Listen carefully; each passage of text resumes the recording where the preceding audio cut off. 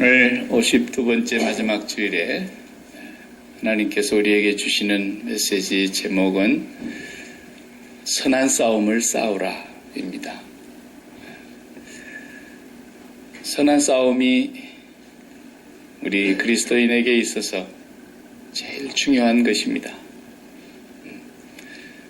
그래서 마지막 주일인데 또다시 우리가 새해를 맞게 되고 우리는 계속해서 앞을 향해서 가는 하나님의 자녀들이기 때문에 우리의 선한 싸움은 마칠 때까지 중단이 없어야 되고 이 선한 싸움에서 항상 승리해야 합니다. 선한 싸움만 승리하면 나머지 삶의 싸움은 다 이기게 되어 있습니다. 선한 싸움에 지면 모든 삶을 다 지게 되어 있습니다. 그래서 선한 싸움을 싸워야 된다. 이렇게 말씀을 하셨습니다. 사도 바울이 자기의 제자이기도 하고 믿음으로 낳았다 그래서 아들이라고 부르기도 했던 이 디모데 목회자에게 디모데서에서 목회 서신으로 보낸 내용 중에 일부분입니다.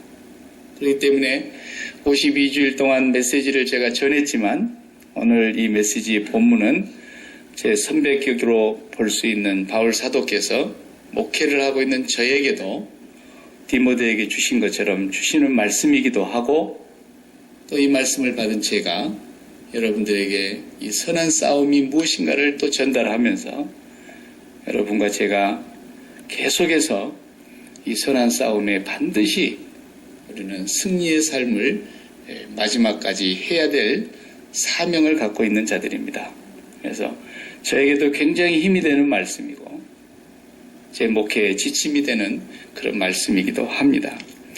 1절을 보면은 아주 신중하고 엄중하게 말씀을 하고 계십니다. 하나님 앞과 살아있는 자와 죽은 자를 심판하실 그리스도 예수 앞에서 그가 나타나실 것과 그의 나라를 두고 엄히 명하노니 그랬습니다. 굉장히 무게가 있는 말씀이죠. 살아있는 자와 죽은 자를 장차 심판하실 우리를 향해서 오고 계시는 예수 그리스도 앞에서 엄중하게 명령한다 그랬어요. 얼마나 중요하면 이렇게 무게를 실어서 글을 썼을까요? 편지인데 그만큼 중요하다는 거겠죠. 이 말은 모든 사람은 이 세상에 살아가는 동안에 목표 지점이 있는데 그 목표 지점이 어디냐?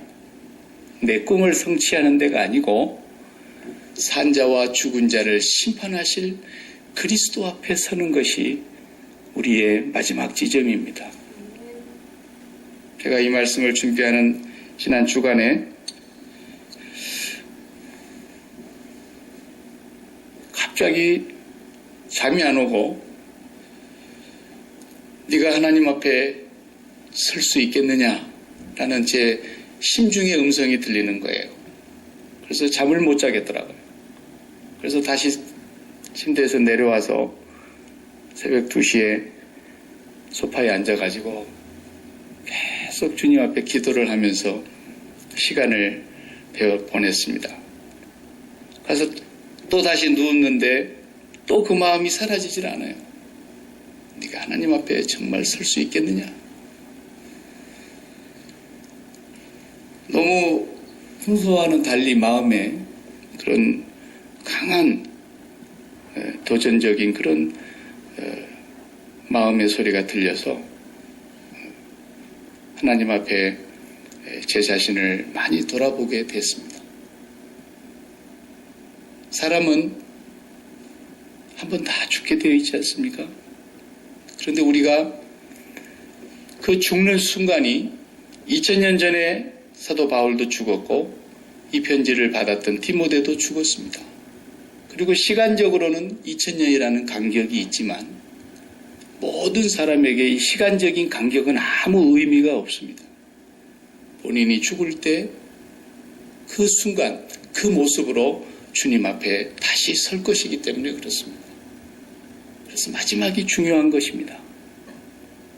내 마지막 순간이 끝나면 바로 그 모습으로 2000년 전이든 지금이든 산자와 죽은 자를 심판하실 예수 그리스도 앞에 우리가 서게 될 것이기 때문에, 그래서 오늘이라고 하는 지금 이 순간이 굉장히 중요한 것입니다.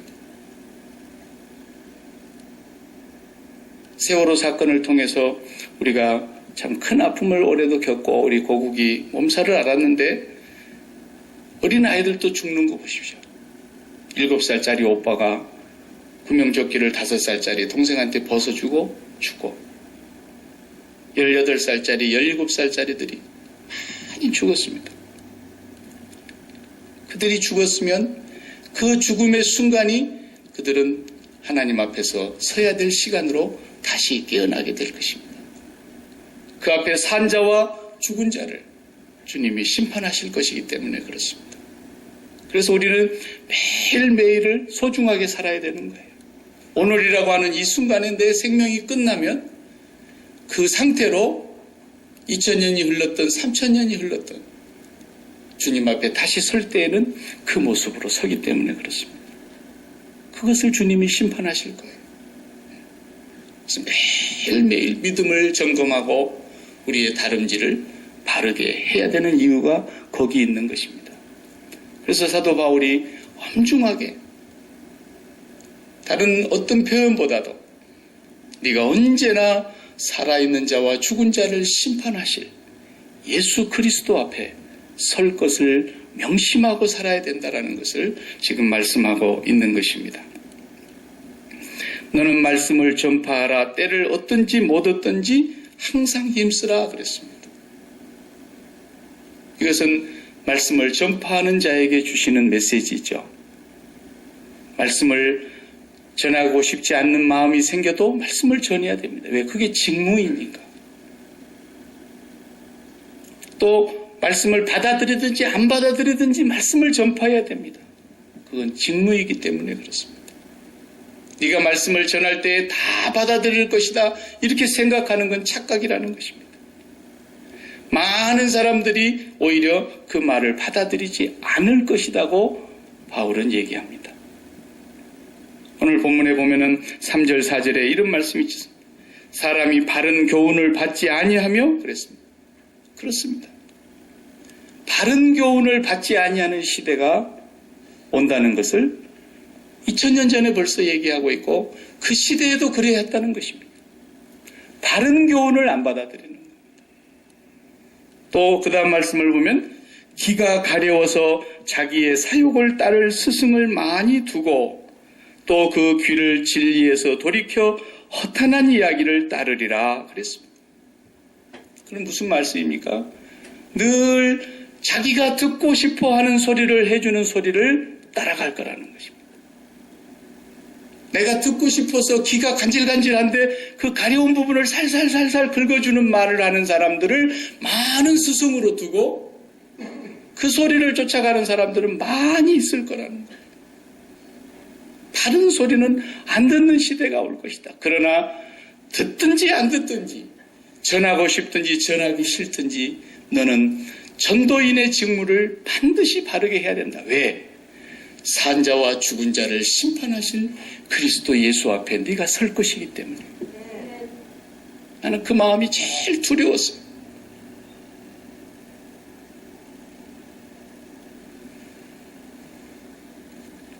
왜 사람들이 바른 교훈을 받지 않고 기가 가려워서 사리사욕을 따르는 그런 스승을 많이 둘까요? 왜 바른 교훈을 안 받아들이고 자기가 듣고 싶은 소리, 자기의 그 듣고 싶은 그 귀를 간지러운 데를 딱딱딱 긁어주는 그런 시원한 소리를 들을 사람들을 더 많이 찾아다닐까요? 그건 뭐 물어볼 것도 없이 자기 마음에 사모하는 것이 따로 있기 때문에 그렇습니다. 자기가 사모하는 것을 듣게 되어 있는 거거든요. 사람은 자기 마음속에 품고 있는, 자기 마음속에 사모하고 있는, 자기 마음속에 늘 간절한 마음으로 바라고 있는 그런 얘기가 쏙쏙 들어오게 돼 있어요. 뭐 돈 버는 사람 돈을 다 벌지만은 돈을 너무 사랑하는 사람은 돈 버는 얘기가 쏙쏙쏙 들어오는 거예요. 어디다가 어떻게 투자하면 어떻게 된다더라 이런 소리는 정말 귀신같이 들리는 거예요. 건강이 전부가 돼가지고 건강에 그냥 너무 벌벌 떨고 사는 사람, 혹시나 무슨 일을 당할까 건강에 매여서 살아가는 사람은 그냥 뭐가 몸에 좋다더라. 그러면 그 소리는 쏙쏙 들어오는 거예요. 설교보다도 더 잘 들어오고. 그리고 어떻게 하면 눈가에 주름살이 다 없어지고 피부가 아주 그냥 20대처럼 팽팽하게 된다더라. 그러면 미모에 관심 있는 사람은 그런 소리가 쏙쏙 들어오는 거예요. 다 자기 관심사가 들어오게 되어 있는 거예요. 그런데 하나님을 사랑하는 마음이 있는 사람은 어떻게 하면 우리가 하나님을 더 사랑하고 하나님을 경외하고 하나님을 기쁘시게 할 것인가 하는 얘기가 쏙쏙쏙 들어오는 거예요. 그렇지 않는 사람은 그 시간이 되면 계속 잡념이 들어오고 잠이 오고 하나님하고 상관이 없는 소리를 하면 번뜩 귀가 열리고 이러는 거예요. 우리 마음이 세상에 빠져 있으면, 세상에 우리가 소위 말하면 꽂혀 있다 그러죠. 야, 제 마음이 완전히 꽂혔어. 누구에게 꽂혔다 그러죠. 젊은 애들 표현이. 거기에 꽂혀 있으면 그 얘기할 때는 쏙쏙 들리는 거예요. 목사도요, 교회 부흥이라고 하는 것에 마음이 꽂혀 있는 목사는 항상 부흥 세미나에 귀가 열려가지고 있어요. 어떻게 하면 사람이 많이 오는가?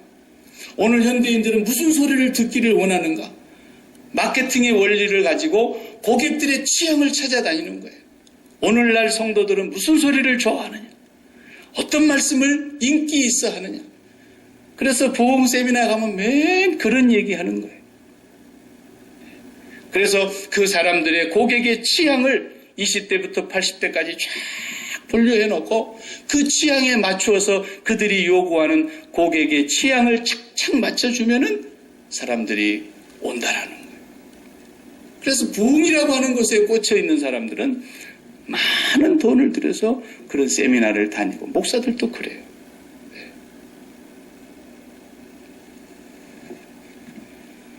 사람이 어디에 마음을 두고 있느냐, 그거에 따라서 우리 마음에 하나님의 말씀이냐 아니면 세상의 소리냐, 그거에 관심이 달라지는 것입니다. 그래서 죄라는 말이, 성경에 죄라는 단어가 가장 대표적인 단어가 하마르티아예요. 하마르티아. 화살이 꽂혀야 되는데 그 화살이 빗나갔다, 그런 뜻이거든요. 우리의 마음이 어디에 딱 꽂혀야 되잖아요. 근데 그 꽂히는, 그 꽂혀야 될 화살이 엉뚱한 데 가서 딱 꽂혔다라는 거예요. 이게 죄라는 뜻이거든요. 우리 사람 마음이 하나님께 꽂혀야 되는데 하나님께는 꽂히지를 아니하고 매번 세상에 있는 문제들에게 꽂혀가지고 있으니까 사람들의 말 속에는 희가 그 마음에 꽂혀 있는 곳으로만 가더라 이거예요. 이걸 지금 바울이 말씀하고 있으면서 네가 말씀을 전할 때 때를 얻든지 못 얻든지, 듣든지 안 듣든지, 너는 살아있는 자와 죽은 자를 심판하실 예수 그리스도 앞에 설 것을 명심하고 말씀을 전파해야 된다. 오늘날 사람들이 바른 교훈을 받기를 싫어하고 사사로운 스승을 쫓는 사람들이 너무너무 많아져서 기가 가려워가지고 듣고 싶은 소리를 듣는 사람이 너무 많아졌다라는 것입니다. 그러니까요, 교회는 복음을 들으러 오는 거거든요. 교회는 다른 소리를 하는 곳이 아니에요. 그러니까 교회에 오면 맨날 박 목사가 세상에 대해서 죽으시기 바랍니다. 이러니까 세상에 마음이 꽂혀 있는 사람은 절대로 안 들리는 거예요. 이 워싱턴 한인 장로교회는 가기만 하면 세상에 대해서 죽으라 그러느니, 세상을 그렇게 사랑하는데, 세상을 그냥 그렇게 짝사랑하는데, 세상을 그렇게 놓기가 억울한데 그 소리가 들리겠냐? 복음은 그리스도의 십자가입니다. 그리스도의 십자가의 은혜를 믿는 겁니다. 그 믿는다는 말이 그리스도와 함께 십자가에서 내가 세상에 대하여 못 박혔고 세상이 또한 나에 대하여 못 박혔다고 하는 것을 믿는 것입니다. 그런데 세상을 사랑하는 사람이 귀가 들릴 리가 있겠습니까? 지난 1년 동안 박 목사의 설교를 들으면서 도대체 박 목사의 설교가 안 들렸다 그러면 이건 한 가지 확실한 것입니다. 회개해야 합니다. 회개해야 합니다. 왜냐하면 저는 1년 내내 세상에 대해서 죽어야 한다고, 주님의 십자가를 진짜 믿는다면은 그 십자가에서 당신이 세상에 대하여 죽은 사람이라는 것을 믿는 거라는 걸 여지껏 얘기했기 때문입니다. 세상에 대해서 죽지 않으면 예수 믿는 것이 아닙니다. 왜 제가 다른 말을 할 수 없느냐? 살아계신 자와 죽은 자를 심판하실 예수 그리스도 앞에 저도 설 것이기 때문에 그렇습니다. 저는 그걸 전하지 않고는 두려워서 설 수가 없어요. 제가 그분 앞에 설 수가 없는 거예요.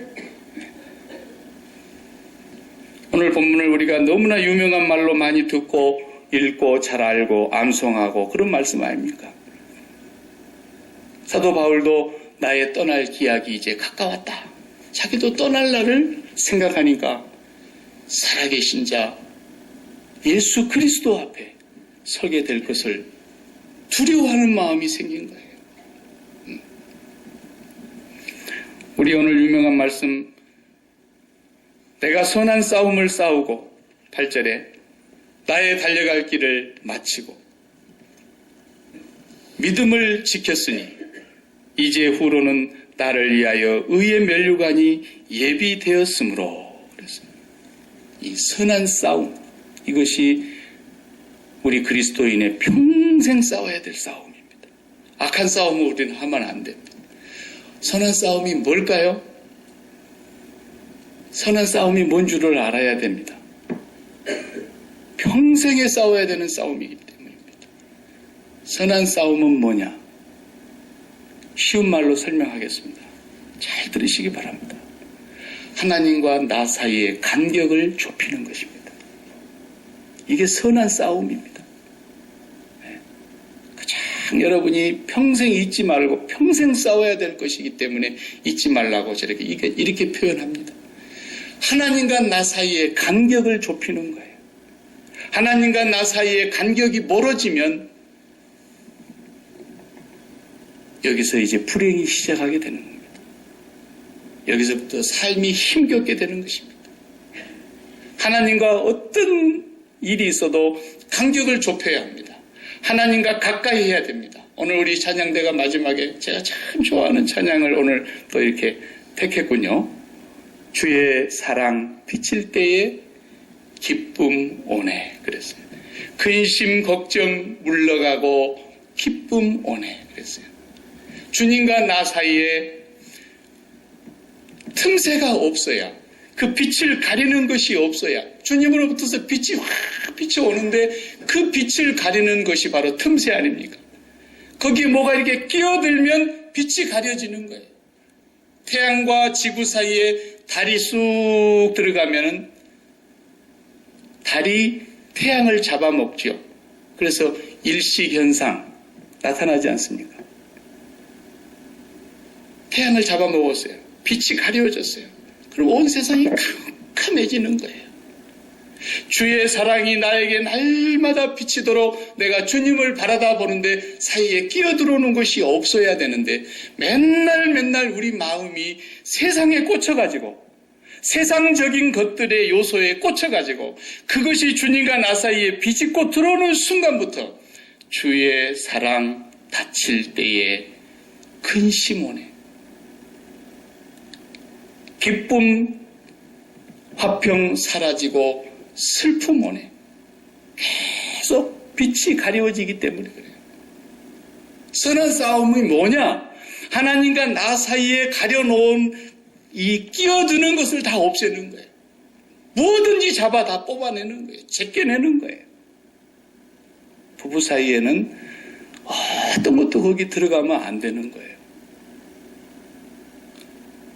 아무리 자식을 낳아서 자식이 귀해도 부부 사이에 자식이 들어가면 안 돼요. 그러면 평생에 그 자식이 애건지가 됩니다. 이걸 아셔야 됩니다. 아무리 자식이 소중해도 자식은 내 등 뒤에 둬야 되는 거예요.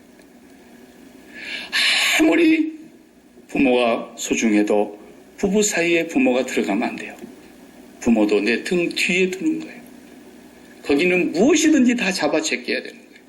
다 뽑아내야 되는 거예요. 왜? 그게 사랑이기 때문에 그러는 거예요. 부부 사이에 어떤 것도 그 사이에 넣으면 안 돼요.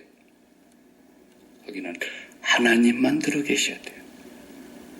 그러면 문제가 없어요.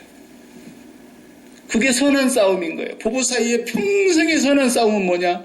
당신과 나 사이에 하나님 외에는 아무것도 들어있지 않아야 된다라는 거예요. 거기에 어떤 것도 들어오면 싸움이 나게 되어 있어요. 상처를 받게 되어 있어요. 분쟁이 끊어지지 않게 되어 있어요.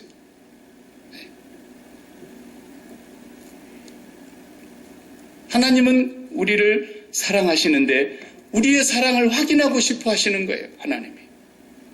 네가 나를 진짜 사랑하느냐? 하나님도 우리의 사랑을 확인하고 싶어 하시는데 하나님과 우리 사이에 뭔가가 끼어들면 안 된다라는 거예요. 부부 사이에 뭔가 끼어들면 안 되잖아요. 제3자가 끼어들면 안 되잖아요. 마찬가지. 하나님과 우리 사이에 뭔가가 끼어드는 순간부터 우리는 선한 싸움에서 지금 밀리고 있는 거예요. 계속해서 그 사이에 끼어드는 것을 뭐가 됐든지 뽑아내는 것입니다. 그걸 못 뽑아내면 그것이 이제 옆구리에 가시가 됩니다. 눈에 가시가 됩니다. 마음에 생채기를 내게 됩니다. 그것 때문에 인생이 무거워지게 되어 있습니다. 이것이 우리가 숨 끝나는 순간까지 싸워야 될 선한 싸움인 거예요. 이 싸움만 잘하면 나머지는 하나님이 우리의 삶을 살아주시게 되어 있습니다. 그래서 아브라함과 이삭 사이에 하나님이 딱 들어 계셨기 때문에 아무 문제가 없었습니다.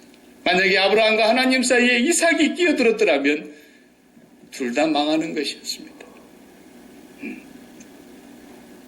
우리 여기 애들이 오늘 자녀들도 와서 앉아있는데 자녀들도 기억해야 돼요. 엄마가 나를 너무 사랑하려 그러면 엄마 나 망하는 길로 나를 불러가지 마세요. 엄마 하나님만 열심히 사랑하세요. 아빠 하나님만 열심히 사랑하세요. 저도 그러면 아빠 엄마 닮아갈게요. 우리 자녀들도 마찬가지예요. 평생의 신앙생활 여러분 명심하셔야 됩니다. 선한 싸움은 이거 하나뿐인 거예요. 이거 한 가지만 잘해보세요. 그리고 하나님과 나 사이에 끼어드는 것만 없이 신앙생활을 잘 관리해보세요. 그러면 하나님과 늘 만나는 그 순간 주의 사랑 비칠 때에 기쁨 오네. 근심 걱정이 있다가도 주의 사랑이 다시 비치면 근심 걱정이 물러가 버리는 거예요. 그리고 다시 기쁨이 찾아오는 거예요. 그런데 계속해서 하나님과 나 사이에 뭔가가 끼어 있으면 그것으로 인해서 여러분 근심 걱정이 떠나지를 않습니다. 이걸 믿는 것이 진짜 하나님이 전능하시다는 걸 믿는 거예요. 하나님이 반드시 해결하십니다. 아무리 지나치게 강조해도 지나치지 않습니다. 우리 예수 믿는 사람은 이것 하나가 선한 싸움인 거예요. 이거 놓치면 악한 싸움으로 밀려 들어가는 거예요. 그래서 저와 여러분이 항상 무슨 문제가 있어도 최고로 중요한 문제가 여러분 앞에 있는 것 같아도 그것이 여러분의 문제 1번이 아니에요. 그 문제를 지금 하나님과 나 사이에서 뿌리를 뽑아내라고 하시는 하나님의 사인인 거예요. 여러분 귀가 열려서 이 말씀이 들려지기를 바랍니다. 이것만 뽑아내면 여러분 사는 거예요. 그걸 못 뽑아내면 평생의 선한 싸움을 우리가 못 이기게 되어 있어요. 그래서 매일매일 주님의 십자가를 붙잡고 여러분과 하나님 사이에 끼어있는 것들에 대하여 십자가에 못 박아야 되는 거예요. 매일매일 십자가에 못 박아야 되는 거예요. 너무너무 중요하기 때문에 사도 바울은 디모데전서에 편지를 쓰면서 우리가 후서를 봤잖아요. 두 번째 편지를 읽었는데 첫 번째 편지에도 이 얘기를 또 했어요. 디모데전서 1장을 보십시오. 1장 18절에 보면 이렇게 말했어요. 아들 디모데야, 내가 너에게 이 교훈으로서 명하노니, 꼭 이걸 명한다 그래요. 명령하는 거예요. 전에 너를 지도한 예언을 따라 그것으로 선한 싸움을 싸우며 또 선한 싸움을 싸우라는 얘기를 또 하셔요. 첫 번째 편지에 했던 걸 두 번째 편지에 또 하고 있고요. 19절을 같이 한번 보시면 믿음과 착한 양심을 가지라. 어떤 이들은 이 양심을 버렸고 믿음에 관하여는 파선하였느니라 그랬어요. 믿음과 착한 양심을 가지라 그랬어요. 어떤 사람들은 이 양심도 버렸고 이 믿음이 파선됐다 이렇게 표현했지 않습니까? 파선, 배가 부서져 버렸다는 거예요. 배가 깨져 버렸다는 거예요. 천안함 깨져버리듯이 그냥 깨져가지고 배가 침몰돼 버렸다라는 거예요. 믿음이 파선됐다고 표현하고 있습니다. 왜 사람들이 이 선한 싸움에서 지느냐? 믿음이 잘못돼서 그렇다는 거예요. 믿음이 파선이 돼버렸어요. 믿음이 잘못된 믿음을 갖고 믿음인 줄 알고 있으니까 아무리 믿는다 해도 선한 싸움을 못 이긴다라는 거예요. 바울이 믿음을 배로 비유하고 있어요. 우리 마음을 배로 비유하고 있다니까요. 배는 바닷물을 담으면 안 돼요. 바닷물이 배에 밀려 들어왔는데 얼마 전에 저 러시아 근해에서 조업을 하던 우리 한국의 어선 하나가 침몰됐지 않습니까?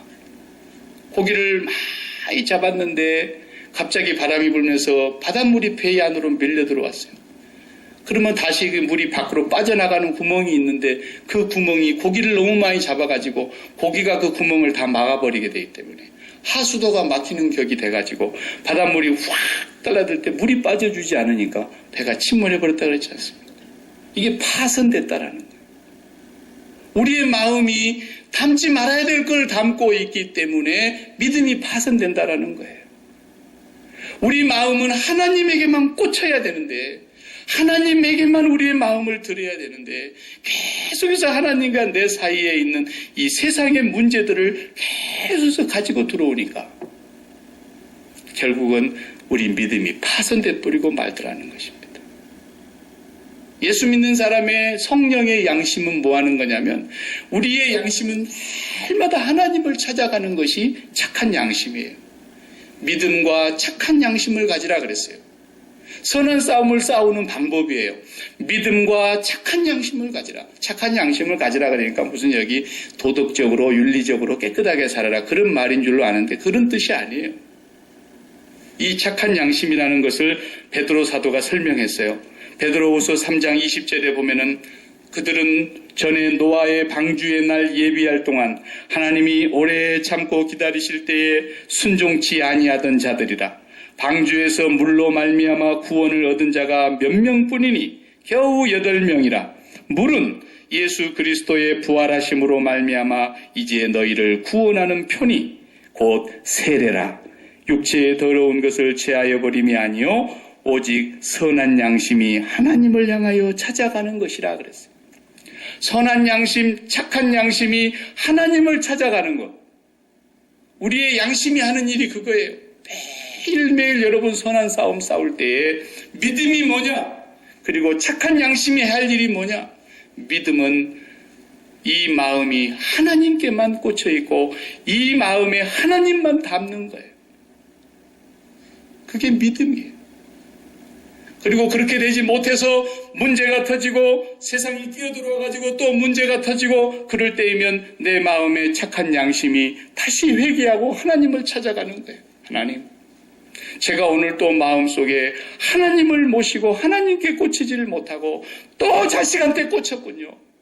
또 돈 문제에 꽂혔군요. 또 이 건강 문제에 꽂혔군요. 또 이 사업에 꽂혔군요. 또 아무개 집사의 이 문제에 꽂혔군요.